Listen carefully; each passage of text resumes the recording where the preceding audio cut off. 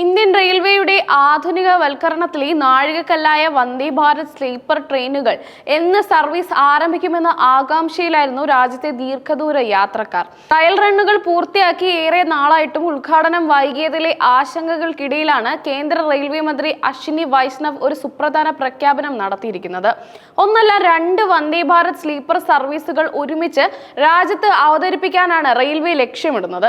ഇതിനായി യാത്രക്കാർക്ക് ഏകദേശം ഒരു മാസം കൂടി കാത്തിരിക്കേണ്ടി വരുമെന്നും മന്ത്രി വ്യക്തമാക്കി. ന്യൂഡൽഹിയിലെ ഷക്കൂർ ബസ്തി കോച്ചിംഗ് ഡിപ്പോയിൽ ആവശ്യമായ പരീക്ഷണങ്ങൾ പൂർത്തിയാക്കിയ ആദ്യത്തെ സ്ലീപ്പർ ട്രെയിൻ ഇപ്പോൾ ഉദ്ഘാടനത്തിനായി തയ്യാറാണ്. എന്നാൽ ഇതിന്റെ രണ്ടാമത്തെ യൂണിറ്റ് നിലവിൽ നിർമ്മാണത്തിലാണ്.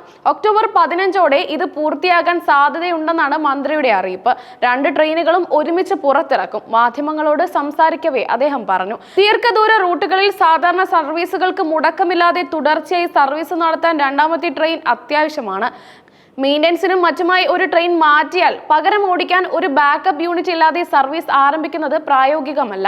അതുകൊണ്ടാണ് രണ്ടാമത്തെ ട്രെയിനിനായി കാത്തിരിക്കുന്നതെന്നും അത് ലഭിച്ചാൽ ഉടൻ തന്നെ റൂട്ട് സംബന്ധിച്ചുള്ള അന്തിമ തീരുമാനമെടുക്കുമെന്നും മന്ത്രി കൂട്ടിച്ചേർത്തു.